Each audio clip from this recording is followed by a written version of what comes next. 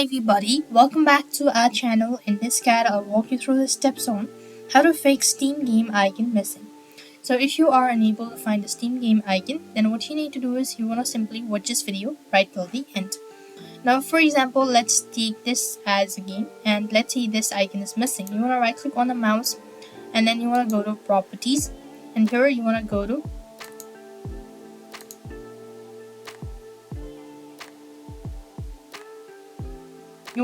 change icon, and then you want to click on browse. Once you have actually done it, so you want to locate Steam here.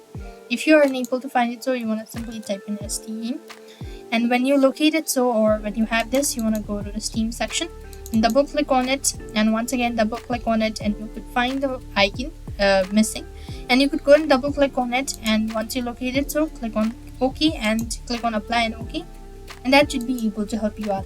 If that doesn't seem to be working out, you want to then open up the Steam application. So once you open it up, go to the library tab from the top right, and here locate the particular game for which you cannot find the item, or a game logo, or a game icon, and there you could go to right click, go to preferences or properties, and make sure to go ahead and configure the settings. That should be able to help you out. So this is how you could fix Steam game icon missing. I hope the video was helpful.